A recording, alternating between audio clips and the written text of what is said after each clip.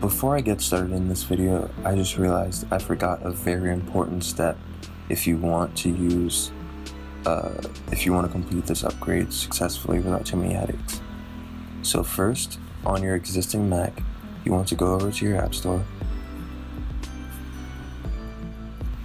and you want to look up Mac OS, I apologize, Mac OS High Sierra.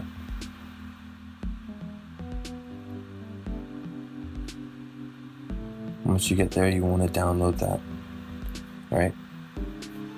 So once it's downloaded, it will automatically open and it'll be like this.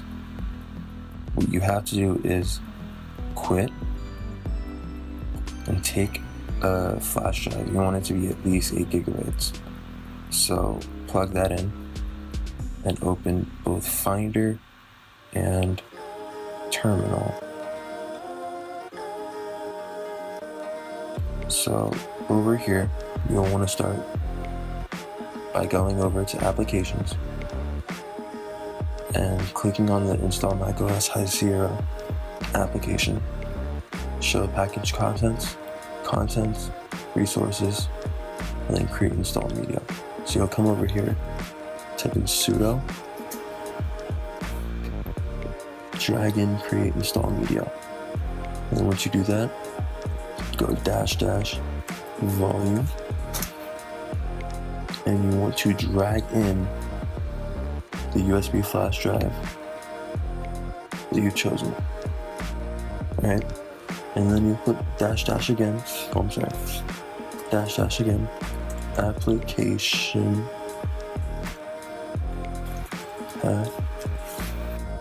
you want to go back over here, exit to your main applications area, and drag in install macOS High Sierra.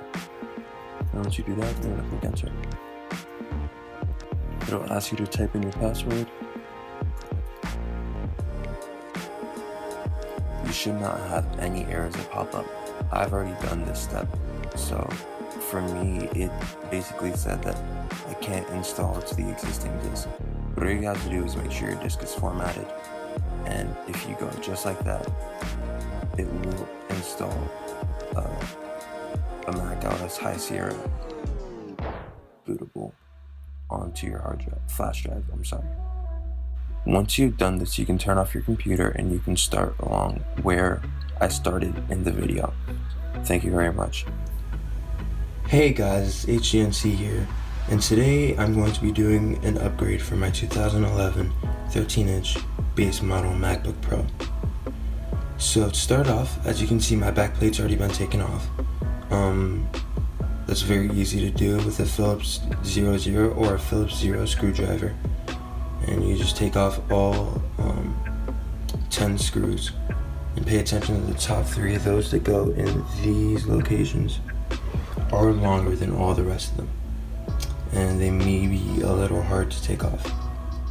So also I wanted to mention that while this is for a 2011 MacBook Pro, this would also work for any 2009, 10, 11, and 12 non-Retina MacBook Pro. Alright, so today we are going to be upgrading the hard drive to an SSD. We're going to be replacing the battery and upgrading the RAM. So we'll start, first of all, with the easiest part, and that is upgrading the RAM.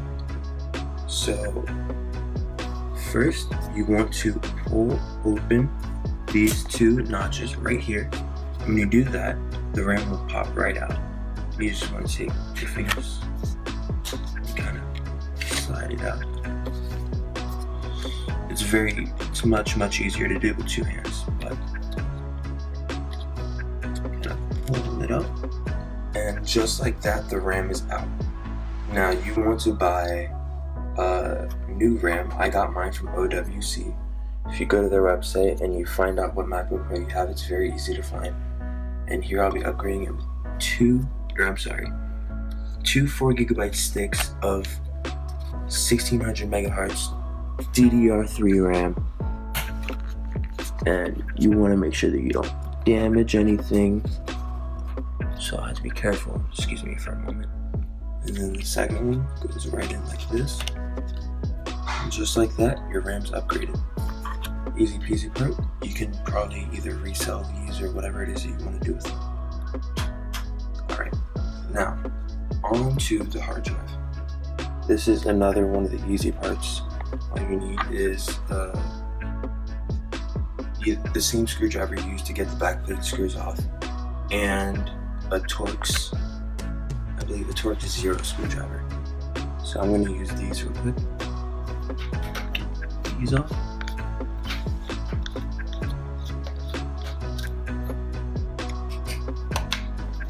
And I do want to say, I don't know if I said this in the beginning, but I will be performing 4 upgrades to this computer.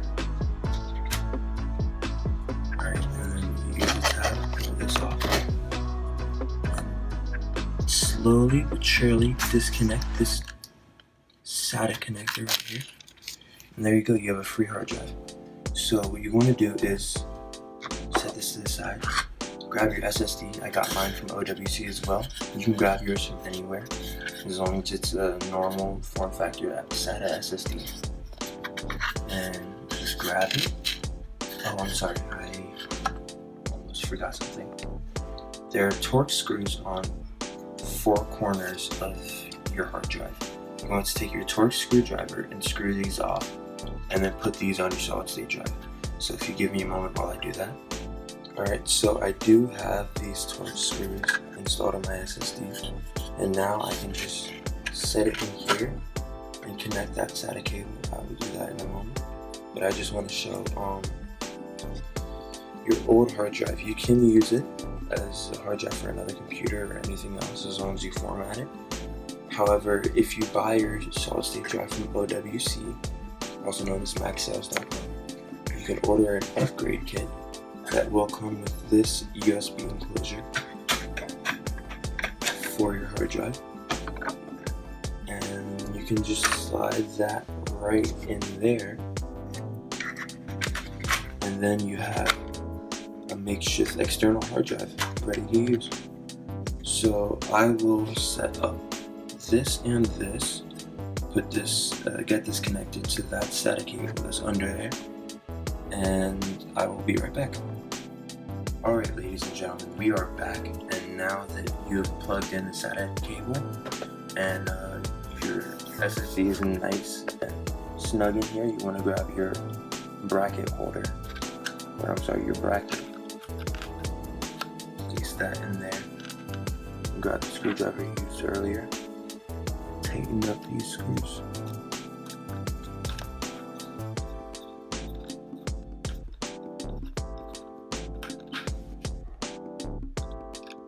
You want to be sure not to strip these just in case you ever want to get back in here again. So be very careful, be very attentive, and most of all, be very cautious. Right. And as you can see, the OWC enclosure that was provided, all you had to do was flip it over, and after you slid it in, install the 4 screws that come with it. And you're all set, you have an external hard drive. We also have completed the SSD upgrade part of this video. Now, I do realize that I forgot a very important step, so I will have that recorded and added early on to this video, and just be sure that you do that before you do anything else for this video. Alright, now we're going to be moving on to the battery. So if you give me a moment, I'd like to get everything set up for that. Alright, so to start this section, first you want to grab, you could do this with your finger, but since I have this tool, you could also use a guitar pick. It's like a little spudger type thing. You just want to grab the battery powered connector, and lightly lift it up out of its socket.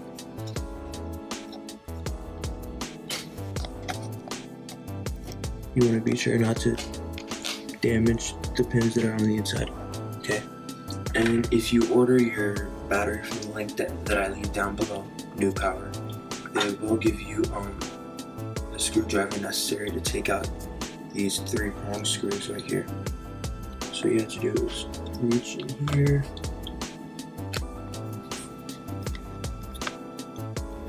through. You're gonna come out easy as pie, just like that. Reach down here.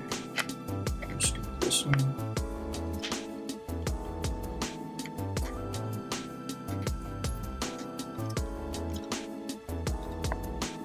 And just like that.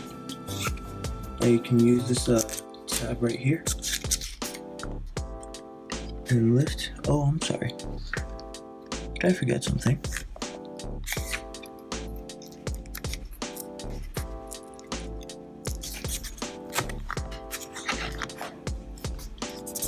And just like that, it has been removed.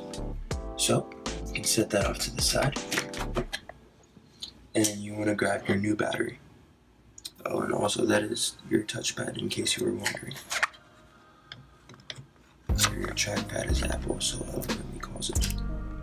Right there, you are back in place. You want to grab your screws without losing them.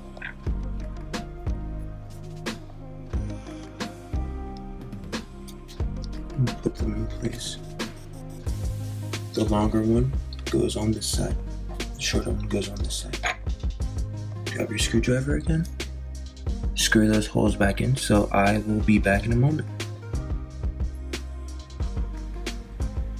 Once you've completed everything from the bottom of the case, for the first boot, you'll need to plug in the USB flash drive we made earlier in the video. Hit the power button. Press hold down the option key.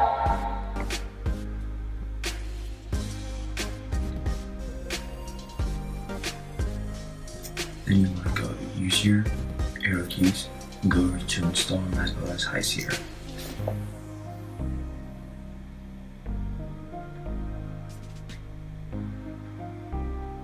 It'll take a minute.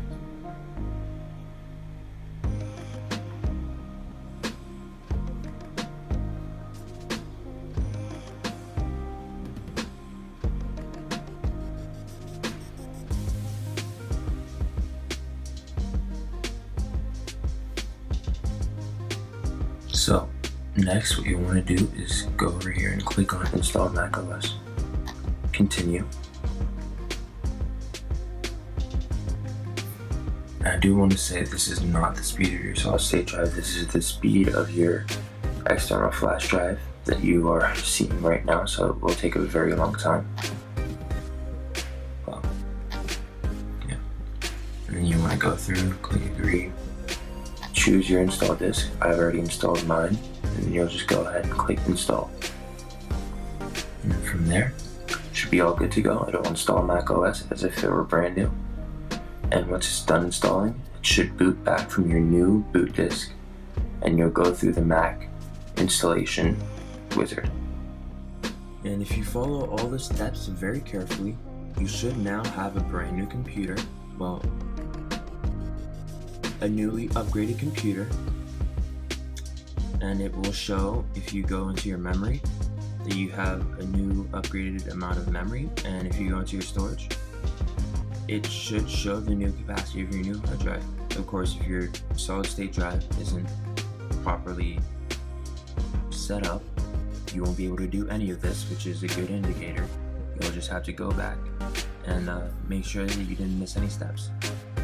Now, our battery upgrade is not completed yet because we still have to calibrate the power system. As you can tell, my computer isn't entirely sure of what's going on, and it's running its fans at full speed just from boot. So I will show you how to calibrate the battery system, and I will also leave a link in the description to the official article by NewTek, my battery supplier. And then we will be doing something with this. This is a Bluetooth 4.0 dongle that works with Mac OS. I will leave the link to it specifically in the description because most Mac OS Bluetooth dongles are no longer supported by a Mac OS High Sierra. So you need to buy certain ones, and this is one that I can guarantee works with Mac OS High Sierra. Alright, so let's switch to screen capture. Alright guys, so we are back on the computer now. and everything is running properly. So I will leave a link to this activation tool in the description. But basically, once you plugged in your Bluetooth 4.0 adapter, you want to open up this utility, and it will allow you to activate continuity on your older MacBook Pro. Now, if your MacBook Pro is 2012 or newer, it has Bluetooth 4.0 already, and continuity and handoff will already be enabled. However, if it's not, and you have an iPhone, iPad, or any other Apple device, and you'd like to enable this feature, this is how you do it. So once you open up the utility, you'll click 1 and enter, and it'll just go ahead and run its course. It will tell you that it hasn't been tested on OS versions higher than 10.10. However, I promise you it still works. So you'll just click 1 and enter. And I've already done this before, so I will click yes to overwrite.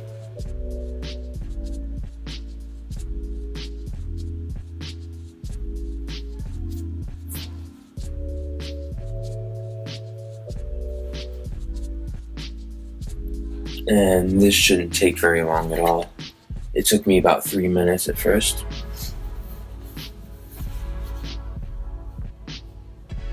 So if it takes a little longer, I will just fast forward through that. And it will ask if you want to enable an automatic check for continuity each boot. I turn that off. I do think it's a good idea. And then you just click enter again to reboot. Alright, once you have restarted and you're back up, you should have the continuity tool that comes right back up. And you want to go ahead and click 2 and enter for a system diagnostic.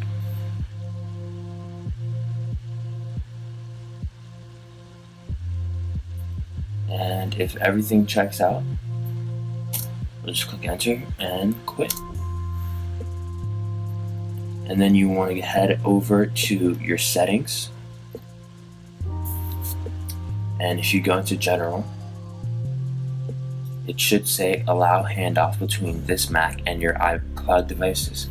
And just like that, you have been able to upgrade your Bluetooth to Bluetooth 4.0, which will allow more reliability and more range, and Bluetooth low energy. And you've also turned on continuity and handoff. So now it should work as just an extension of your current Bluetooth card. And as long as you don't, you could take it out. I personally would leave it in so you're always benefiting from continuity and low latency Bluetooth, and basically the best Bluetooth standard that this computer can handle. And just like that, you're all set. So now to finalize the battery section, what you want to do is first head over to your system preferences, go over to your energy saver, and you want to put all these levers at never go to sleep. And once you do that, just go ahead and exit out. And what you're going to do, this is very carefully planned out. You want to turn off your computer, plug it in, and let it charge to 100%. Once you do that and it's at 100%, you want to unplug it, turn it on, and have it run itself all the way back down to being dead. That is why we have it set so that it never goes to sleep. Once it dies, you want to leave it there for another 5 or so hours, and then you want to plug it in and let it charge back up to 100%. Once it is charged back up to 100%, it is fully calibrated and you should be able to get the best use out of your battery.